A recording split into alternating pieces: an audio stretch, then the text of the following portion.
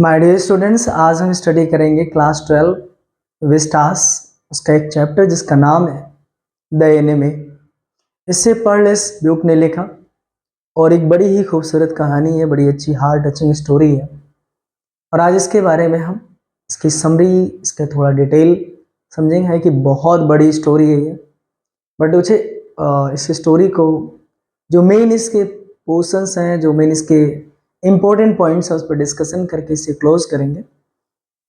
तो इस स्टोरी में द एनिमी में सबसे पहले इसके बेसिक थीम को समझते हैं कि इस स्टोरी को हमें क्यों पढ़ना है, क्या ऐसा रीज़न है जो हमें पढ़ना चाहिए इस स्टोरी को।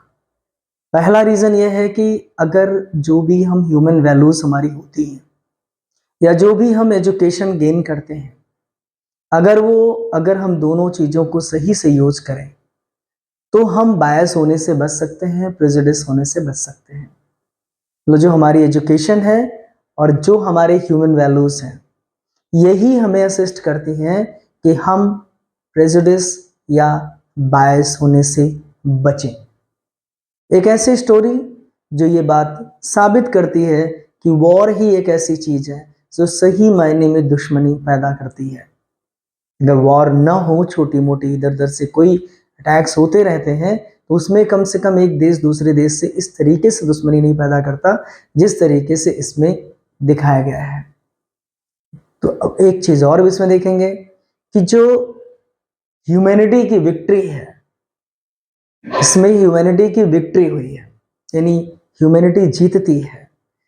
वो भी एक ऐसे मोमेंट में जो क्राइसिस का मोमेंट होता है, एक ऐसा मोमेंट जिस समय आप बिल्कुल ये मान के चलिए कि उस समय आदमी डिसीजन लेने तक में कितना डिलेमा के स्टेट में होता है। बहुत ही ऐसी सिचुएशन जनरेट हो जाती है, डिसीजन किसके फेवर में ले। तो चलिए कहानी की शुरुआत करते हैं। ये समय है वर्ल्ड वॉर का, ये वॉर का टाइम है। जैसा कि इसमें लिखा हुआ है, ये टाइम वर्ल्ड वॉर का है। एक अमेरिकन सोल्जर है और वो समुद्र में बहते बहते वो एक डॉक्टर के डोर स्टेप पे आके आता है उस। और वो डॉक्टर कौन है? सदाव है। सदाव बहुत बड़ा सर्जन, बहुत बड़ा डॉक्टर है। वो इतना ज़्यादा well famous, popular, trustworthy doctor है कि पूछो ना। इवन वो रिसर्च भी करता है। कहते हैं कि उसमें लिखा है कि डॉक्टर सदाव जिसको हाथ लगा दे वो आदमी ठीक हो जाता है। मतलब उसके पास इतनी स्किल है, इसीलिए जो सबसे बड़ी पोस्ट जनरल की होती है, वो जनरल अपना ट्रीटमेंट खुद डॉक्टर सदाव से करवाता है। अब आप समझ रहे होंगे, वॉर का सीजन, एक अमेरिकन प्रिजनर, जापान और अमेरिका इस समय एक दूसरे के एनिमिटी में है। एक जबरदस्त दुश्मनी है, इसको कहते हैं ना, घोर शत्रुता है। और उसी में आकर के वो जापानीज डॉक्टर सदाओ के, अब सदाओ का घर जो है वो समुद्र के किनारे एक बड़ा लो स्क्वायर, काफ़ी हाई एक रॉक है, लो स्क्वायर है, सॉरी वो स्क्वायर में है, और उसी रॉक पर उसका घर बना है, बड़ा खूबसूरत सा। और ये वहीं समुद्र तट पे आता है, जैसे भी स्ट्रगल करके आता है और वहाँ से बाहर निकलता है। सारी एनर्जी खत्म हो चुकी होती है और वहाँ से जब वो गिर पड़ता है, डॉक्टर सदाव बरामदे में होकर के वो सीन देख रहा होता है कि बाहर समुद्र की तरफ देख रहा होता है, क्योंकि जिस जगह पर उसने घर बनवाया था वो जगह उसे बहुत पसंद थी और वहीं पर उसने अपना मकान बनवाया। और वहीं से उसी बीच से सब कुछ देखता था, समुद्र देखता था, उसे बड़ा अच्छा लगता था। और वहीं से उसने देखा कि कोई है जो आया और गिर पड़ा। दौड़ते हुए सदाओ स्टेज से नीचे जाता है और उसको देखता है तो एक वुंडेड सोल्जर होता है, उसके साथ उसकी वाइफ भी जाती है। और दोनों जब देखते हैं तो अब सबसे बड़ी बात है डिलेमा में कि एक अमेरिकन सोल्जर है और इस समय वॉर जो है अपने क्लाइमैक्स पे है। किसी भी कीमत पर अमेरिकन सोल्जर की मदद नहीं की जा सकती, क्योंकि अमेरिकन सोल्जर की मदद करने का मतलब है पैट्रियोटिज्म से खेल करना। मतलब ये हुआ कि आप पूरी तरीके से समझिए कि सदाओ कितनी बड़ी मुसीबत में फंस सकता है। यानी उसे गद्दार यानी ट्रेटर होने तक का खिताब, यानी उसे इससे मतलब तरीके से गद्दार होने में कोई रोक नहीं सकता अगर वो उस अमेरिकन प्रिजनर की मदद करता है तो। और वो अमेरिकन प्रिजनर बिल्कुल उनडेड, घायल है वो।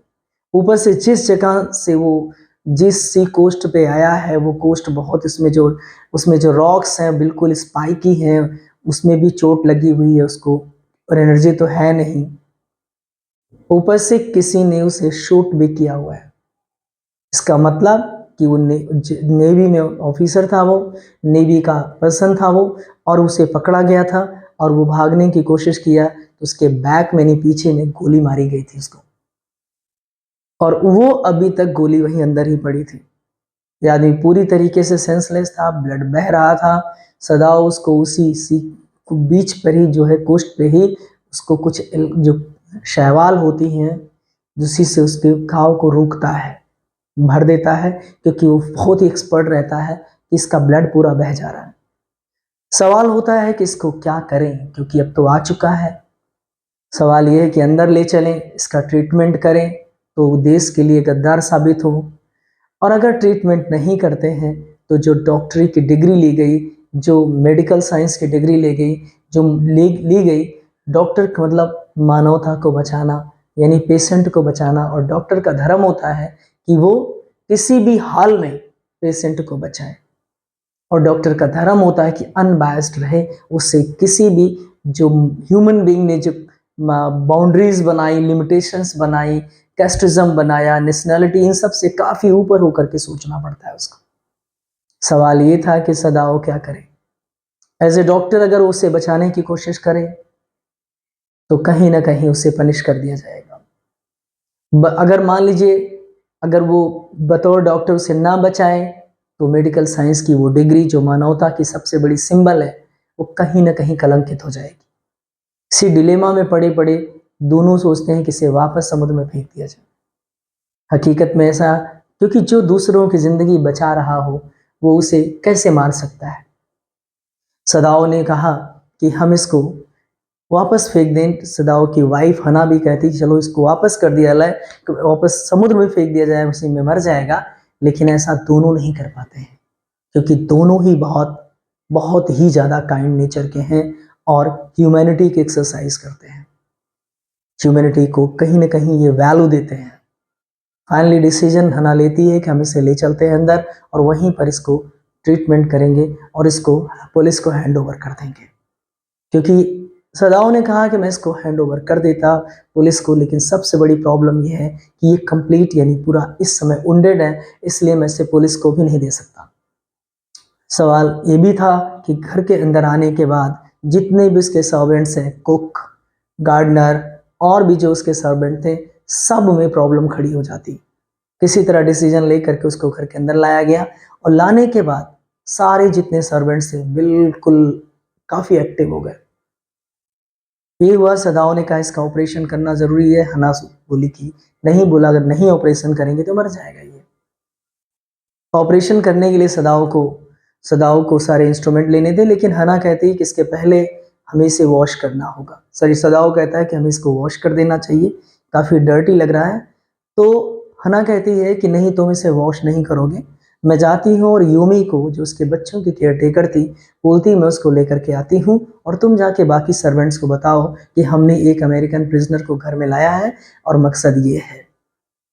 यूमी हना के कहने पर पानी गर्म कर करके वो ले आती है, लेकिन जैसे ही यूमी उस आदमी को देखती है तुरंत रिपल्सिव हो जाती है, काफ़ी घृणा शो करती है। कहती कि मैं गरीब हूँ लेकिन मैं ये काम नहीं करूँगी, मुझे इसको नहीं वॉश करना है। हना गुस्सा करती है कि तुम्हें जो कहा जाता है, मैं मिस्ट्रेस हूँ, मैं मालकिन हूँ, मेरी बात को मानो। लेकिन जिस तरीके से यूमी का बिहेवियर था, जिस तरीके से स्टबर्नेस, जिस तरीके से रिएक्शन था, उस रिएक्शन को देख करके हना डर जाती है। उसे लगता है कि कहीं यूमी बाहर जाएगी और ये सारी बातें शेयर कर देगी तो हम और सदाओ और मेरा पूरा परिवार फंस जाएगा कि इन लोगों ने एक अमेरिकन प्रिजनर की मदद करी है। इसलिए यूमी चली जाती है, लेकिन उसी जिद में, हालांकि डरती बहुत है, उस रूम में रुकना नहीं चाहती है, लेकिन उस रूम में रुकती है और वो उस आदमी को वॉश करती है। सदाओ बाकी सर्वेंट्स को बता देता है जा करके। उसके बाद जब वो आता है तो अपना एप्रन, सर्जन का एप्रन, पूरा इंस्ट्रूमेंट, सारे टूल्स लेकर के आ जाता है। हना डर जाती, बोल तो सदाओ कहता है कि मुझे ऑपरेशन करना ही है इसका, अगर मैंने ऑपरेशन नहीं किया तो मर जाएगा ये। ओवरऑल ऑपरेशन करने के लिए वो एकदम डिटरमिन्ड है और सदाओ उसका ऑपरेशन करने की कोशिश करता है। सदाओ कहता है हना तुम मेरा साथ दोगी क्योंकि ये आदमी अभी बेहोश है, जैसे ही थोड़ा स्टेड अप होगा, थोड़ा सा इसके अंदर मूवमेंट होगा, इसे सेंसलेस करने की दवा जो एनेस्थीसिया होती है, एनेस्थेटिक, इससे इसके नोज स्टिल के पास ले जाना और उस कॉटन को सैचुरेट करना और सैचुरेट करके नोज स्टिल के पास में रखोगी, ये बेहोश हो जाएगा और हम आसानी से ऑपरेशन कर सकेंगे। हालांकि अभी ये बेहोश है। उसके बाद धीरे धीरे काफ़ी एक्सपर्ट फिंगर्स थी, उसकी पूरा चेक किया और काफ़ी देखा कि बुलेट अभी भी वहाँ थी और उसने बुलेट को किसी तरीके से बाहर निकाला, प्योरेस्ट प्लेजर दिखाया। उसको लगा कि सबसे, जब डॉक्टर को सक्सेस मिल गई, बुलेट बाहर आ गई, तो उस समय बिल्कुल बहुत खुश था सदाओ क्योंकि ऑपरेशन सक्सेसफुल हुआ। सदाओ जब ऑपरेशन करता था तो बिल्कुल खो जाया करता था। हना इस बात को जानती थी कि जब सदाओ ऑपरेशन करता था तो ये भूल जाता था कि वो बॉडी किसकी है, किसी एनिमी की है या किसी फ्रेंड की है। इसीलिए जब वो ऑपरेशन करता था तो हमेशा अपने उस बॉडी को जिसका ऑपरेशन कर रहा होता है उस पर्सन को फ्रेंड कह के बुलाता है। सदाओ और हना में बहुत प्यार था और हना सदाओ को कहाँ मिली? अमेरिका में मिली, क्योंकि उसका फादर सदाओ को अमेरिका भेजा था पढ़ने के लिए, क्योंकि सदाओ का फादर हमेशा अपने बेटे के लिए बहुत ज़्यादा कॉन्शियस रहता था। उसका प्राइम मोटिव था कि मेरा बेटा किसी तरह पढ़ लिख करके एक अच्छा डॉक्टर बने, उसकी पढ़ाई उसका चीफ कंसर्न थी, इसीलिए उसने उसे अमेरिका भेजा। 8 से 10 साल जो भी उसका ड्यूरेशन रहा वो अमेरिका में पढ़ा, क्योंकि उसके फादर का सिर्फ एक ही ड्रीम था कि सदाओ एक वेल पॉपुलर, बहुत ही एक तरीके से जिसको कहते हैं ना कि प्रोमिनेंट एमिनेंट पर्सनालिटी डॉक्टर में बने। वो सदाओ बनता भी है, एक अच्छा सर्जन बनता है, एक अच्छा रिसर्चर बनता है डॉक्टर मेडिकल साइंस में, एक ऐसी मेडिसिन भी डेवलप करने की कोशिश करता है जो वुंड को बहुत तेजी से रेंडर करती है, उसे हील करती है। ये सारी चीज़ें सदाओ ने अपने फादर के सपने को पूरा किया। उसका फादर बहुत ही पैट्रियोटिक था। उसके कमरे में अगर आप देखें तो कोई भी बाहरी दूसरे देश की कंट्री की कोई भी फर्नीचर आप नहीं पाएंगे, क्योंकि उसे जापान से बहुत प्यार था। वो दूसरे कंट्री की कोई चीज़ें पसंद नहीं करता था। और जब सदाओ अपनी डिग्री पूरी करने के लिए, अपनी पढ़ाई पूरी करने के लिए अमेरिका गया हुआ था, वहीं पे कई साल बिताया और वहीं पे से हना मिली उस प्रोफेसर के घर जिसके घर ये रेंट लिया और रहने गया था। हना से मुलाकात हुई, दोनों एक दूसरे को देखे, लेकिन जल्दबाजी में उन्होंने शादी नहीं किया। काफ़ी समझने के बाद कि क्या ये जापानीज़ है, जापानीज़ में भी एक प्योर रेस है, क्योंकि उसे अपने फादर से बहुत मोहब्बत थी और वो जानता था कि मेरा फादर कभी किसी कीमत पर एक्सेप्ट नहीं करेगा अगर ये जापानीज़ नहीं निकली और प्योर रेस की नहीं निकली। और हना ने भी इसमें पूरा साथ दिया और इसकी शादी भी ट्रेडिशनल वे में हुई, कोई मॉडर्न, कोई भी ऐसे रीति रिवाज रस्म रिवाज नहीं थे। ये सारी चीज़ें बैकड्रॉप में ही जो मैं थोड़ा भूल गया था, बाद में बताया। लेकिन अब जो है वो जब उसका पेशेंट का जो ऑपरेशन वो कर देता है, धीरे धीरे क्या होता है, नौकरों का व्यवहार बदल जाता है। सर्वेंट्स अपना रंग दिखाने लगते हैं। रंग क्या, उनका ये कहना था, जो जिस लेवल पे वो सोचते थे, उनका ये कहना था कि हमारे मालिक का जो बेटा है वो सोचता है कि मैं किसी को भी बचा सकता हूँ तो मैं दुश्मन को भी बचा सकता हूँ। कुक भी काफ़ी घृणा करती थी।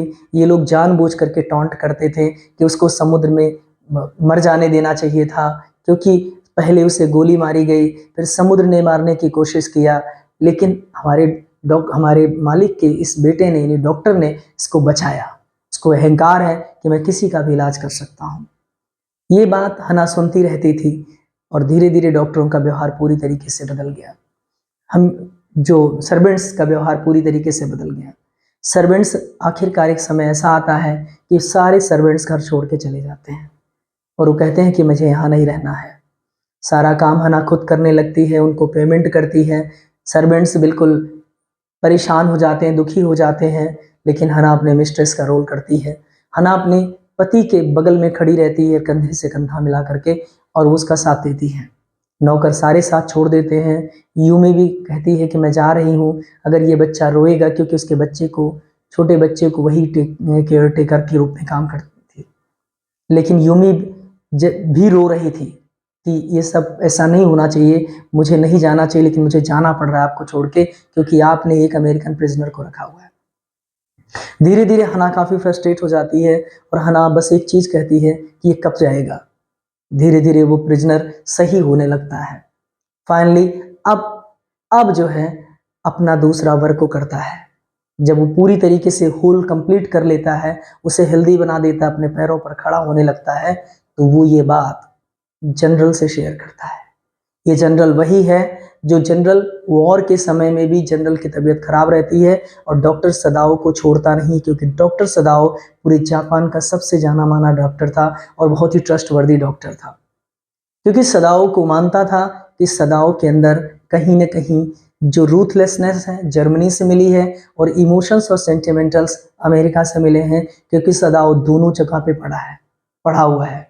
क्योंकि अमेरिका के लोगों को माना जाता है कि वो इमोशनल सेंटिमेंटल होते हैं और वो अपने पेशेंट के लिए बहुत ही ज़्यादा अफेक्शन रखते हैं, जबकि जर्मनी में पढ़े हुए लोग बिल्कुल रूथलेसनेस थोड़ा कठोर होते हैं, जबकि सदाओ कठोरता और कोमलता और भावनाओं का सही मिश्रण था। इसलिए जनरल उससे बहुत प्रेम करता, मतलब उसे अपने पास रखता था। जनरल हालांकि प्रेम नहीं है, जनरल का स्वार्थ है, क्योंकि उधर आर्मी मर रही होती है, उसके बड़े बड़े सोल्जर्स घायल रहते हैं, लेकिन जनरल उसे नहीं भेजता। जनरल को सिर्फ अपनी पड़ी रहती है कि मुझे, हालांकि जनरल का सोचना, क्योंकि जनरल की पोस्ट आप जानते हैं कितनी बड़ी प्रोमिनेंट पोस्ट थी, इस वजह से जनरल के हेल्थ के लिए सदाओ को उसके साथ रहना पड़ा था। जनरल सदाओ को नौकर चले जाते हैं। उसके बाद सदाओ जा करके अपने ऑफिस में एक लेटर ड्राफ्ट करता है, पुलिस को रिपोर्ट बना देने के लिए एक रिपोर्ट तैयार करता है। इस पर्टिकुलर डेट में मेरे घर के समुद्र के किनारे जो मेरा घर है उसके सी बीच पर कोस्ट पर एक वुंडेड सोल्जर अमेरिकन प्रिजनर आता है नेवी का। वो सारा कुछ लिखता है, उसके बाद उसको बंद कर देता है। उसके बाद वापस आता है, देखता है कि घर में सर्वेंट की ये कहानी हो गई है। उसके बाद सारा वर्क हना करने लगती है।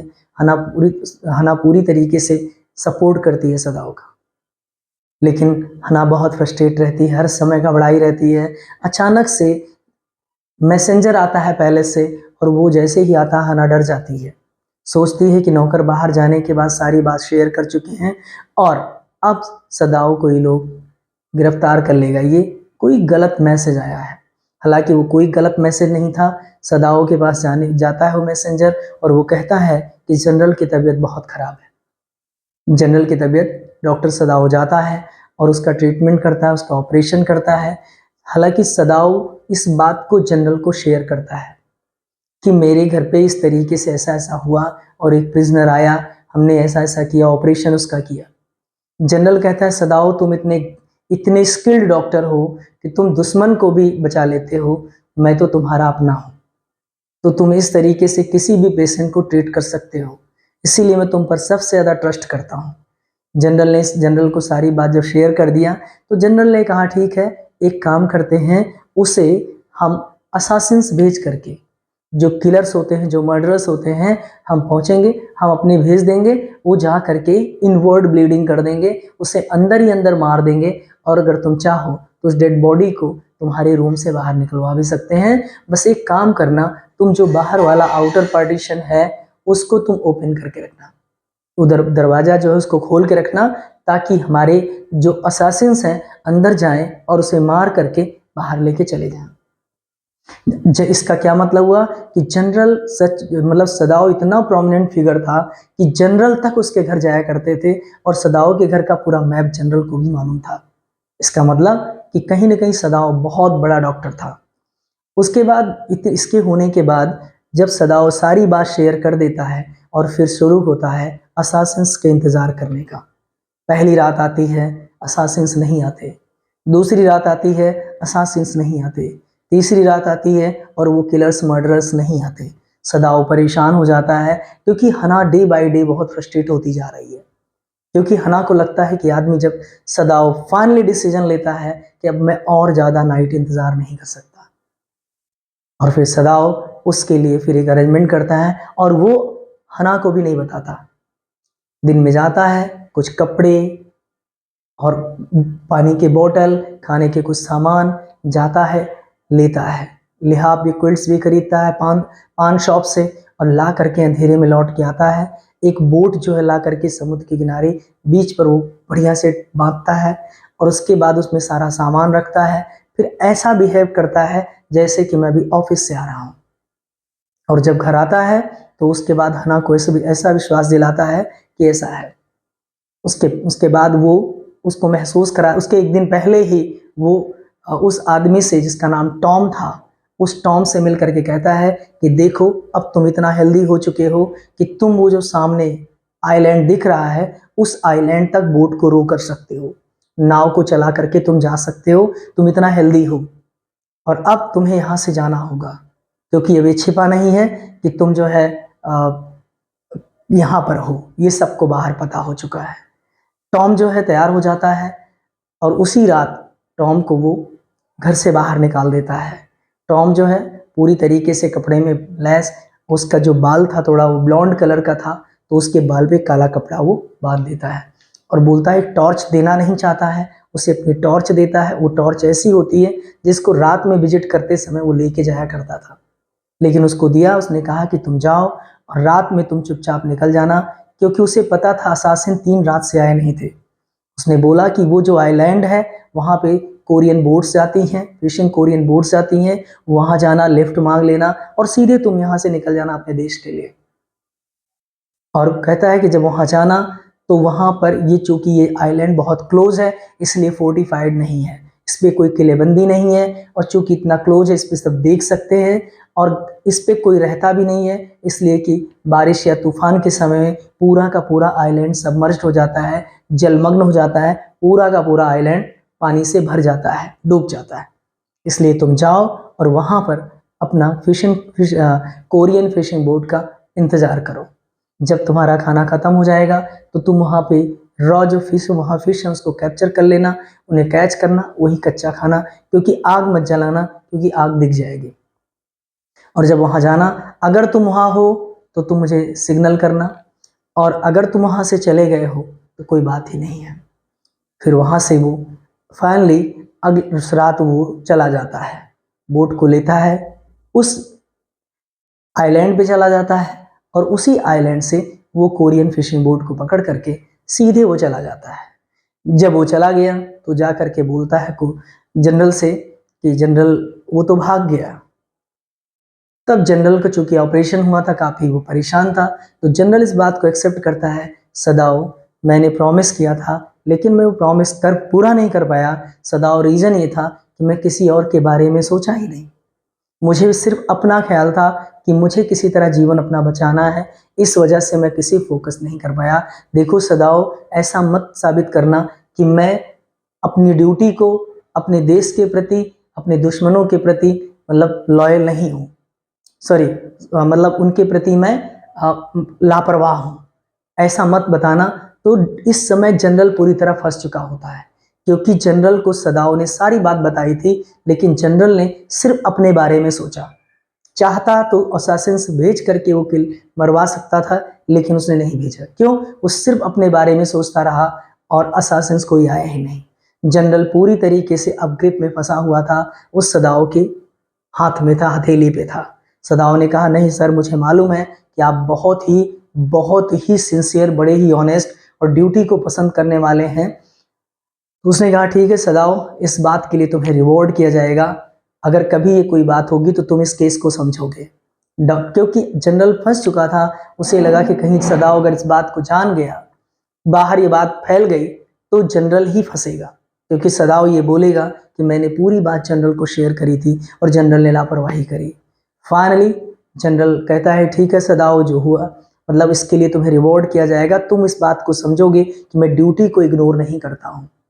सदाओ कहता है बिल्कुल योर इंटेलिजेंसी, मैं समझूंगा, मैं महसूस करता हूँ, मैं आपकी वफादारी की कसम भी खा सकता हूँ। और वापस घर आता है। उसके बाद वो आराम से उस आइलैंड को चेक करता है जिस आइलैंड पे वो गया हुआ था।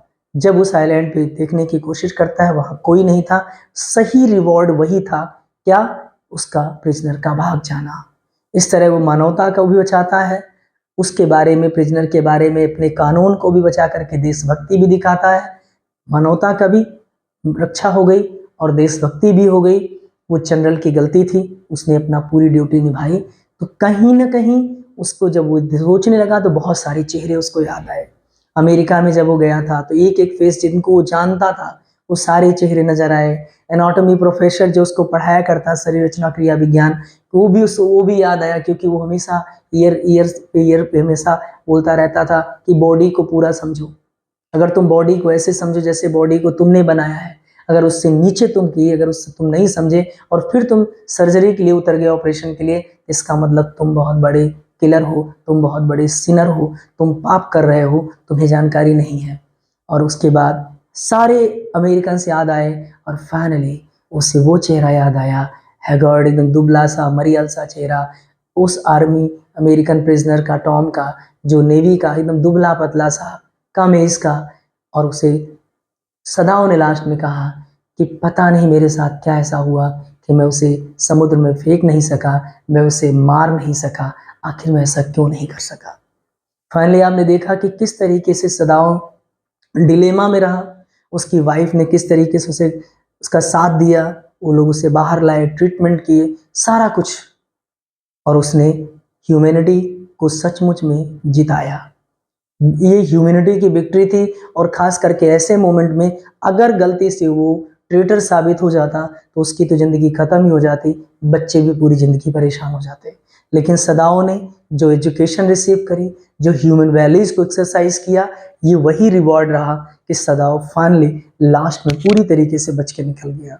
ओवरऑल मैसेज ये रहा कि अगर हम ह्यूमन वैल्यूज़ को, एजुकेशन को सही मायने में से अगर हम इसे इम्प्लीमेंट करें, इसको एक्सरसाइज करें, तो कहीं ना कहीं इसका रिवॉर्ड मिलता है।